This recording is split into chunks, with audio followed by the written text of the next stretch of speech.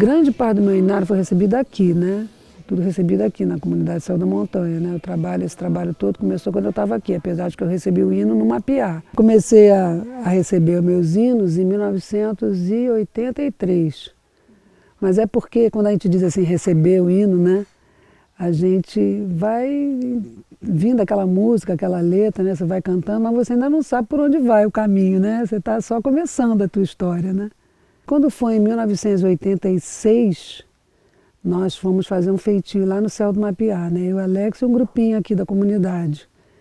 E nessa ocasião o padrinho tinha recebido um hino.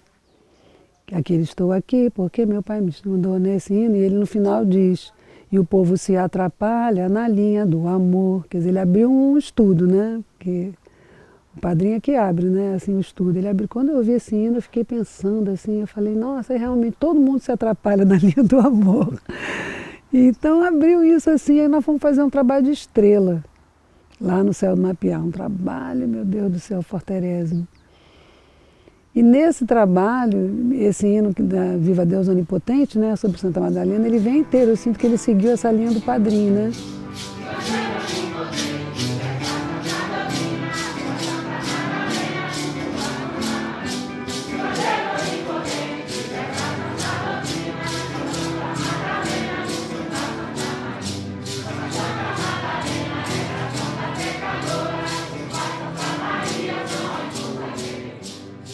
Aí vinha essa força, né, da Maria Madalena, junto com a Virgem Maria, né, a Santa Maria, e essas palavras, né, que diziam que ela era santa pecadora e pecadoras arrependidas podem já se libertar, essa história, né? E foi muito forte quando eu recebi o hino assim, eu fiquei, né, ligada, assim, porque eu não tinha essa ligação, nem sabia que o dia de Santa Madalena era 22 de julho. Aí depois, com o tempo que eu comecei a estudar e ler sobre Maria Madalena e tudo mais, eu fui entendendo que essa história dela ser, né, de tudo isso que o Papa Gregório fez no V século, né, de colocar ela como uma prostituta arrependida, que não era isso, ela era realmente uma devota elevadíssima, né, da escola espiritual do Mestre Jesus, ela era uma grande devota. Mas acontece uma coisa curiosa, né, que faz a gente refletir que do mesmo modo que existe essa opressão masculina em cima da mulher, né, muitos homens oprimem a mulher, ela também foi oprimida pela própria Igreja Católica que lhe sustenta. Então ela teve essa história, que é a história muito do feminino, né, que ela viveu isso, né? Então a própria Igreja Católica, o Papa da Igreja Católica, humilhou ela, ofendeu ela, caluniou ela. E ela sofreu isso. Então eu soube, por exemplo, que ela é a patronesse das prostitutas de uma região da França. Então não tem como tirar isso agora, já é.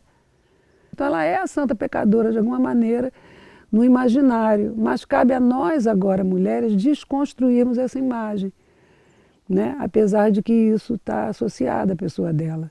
Porque, na verdade, o catolicismo, quando se criou, não estava preparado para isso, né? Para idolatrar o feminino sagrado, que representava a fecundidade da terra, as colheitas, tudo. Aí depois eu comecei a ler também os evangelhos gnósticos, né? Que traz muita coisa para a gente, né? Que foram descobertos, né? Lá na cidade de Nag Hammadi, no Egito, em 1945, e mostra que os primeiros cristãos, eles tinham uma outra imagem dela, né? O evangelho dela deve ter sido escrito por essa comunidade cristã, né? Porque nessa época tinha, imagina, um fenômeno desse acontecer como Jesus, então a conversa era grande, né? Todo mundo escrevia ou conversava e se falava, mas a igreja escolheu esses 4, né? Que tinha a ver com a mentalidade deles, mas não conseguiram, né, oprimir totalmente ela. Saiu aquelas histórias, né? Saiu essa história tão importante de Jesus entregando a ela, né, chamando ela para dar a boa nova, aparecendo inicialmente a Madalena e não a Pedro e João que foram junto com ela no túmulo.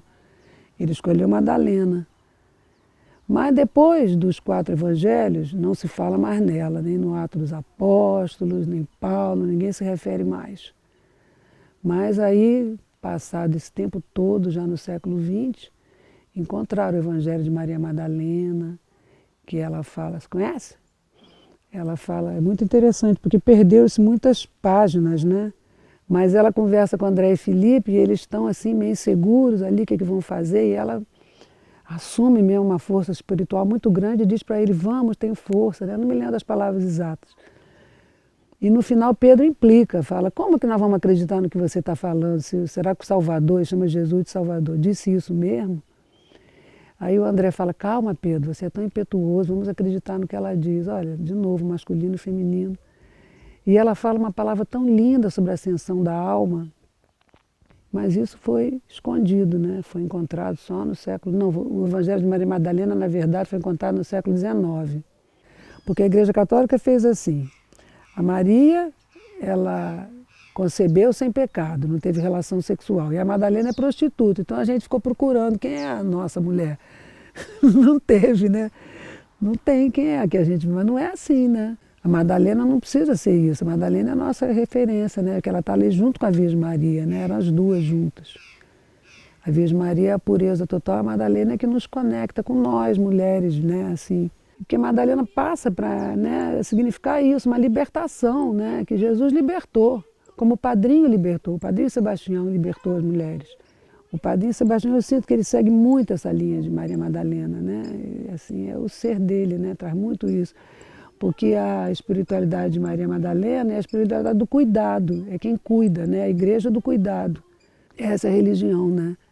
Feminina, né? Que nós somos as que cuidamos, e os homens também, que o padrinho Sebastião cuidava muito de todo mundo. Chegavam assim canoadas e canoadas de gente pobre, ele vinha, recebia, cuidava. Então é essa religião, não é a religião opressiva do pecado. É diferente, né? Minha Santa Madalena, vós que é linda Senhora, recebeu vosso perdão pelo vosso santo amor. Eu vos peço piedade por amor, por caridade. Eu vos peço piedade por amor, por caridade. Olhai a terra, olhai a terra, olhai a terra, olhai a terra.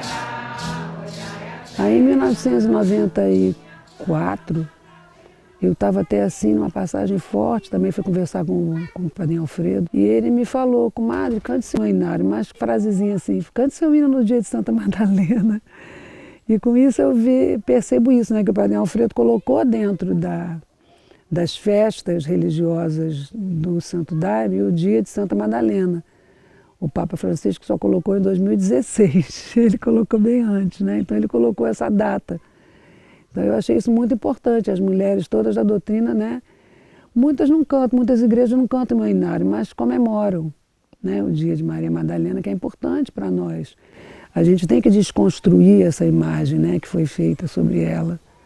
Então a gente agora tem essa missão, né, de reconstruir essas narrativas e nos colocarmos, né, dentro da doutrina, assim. Então eu agradeço muito assim as mulheres assim que me dão força, né, com relação ao meu hinário, eu fico muito feliz. Dizem que ajudam, eu já recebi muitos relatos de mulheres que dizem que me ajudaram, que o meu hinário ajudou elas assim a... Eu fico feliz com isso. Fico muito satisfeita, né? Porque é o que eu quero assim na vida, poder ajudar, né?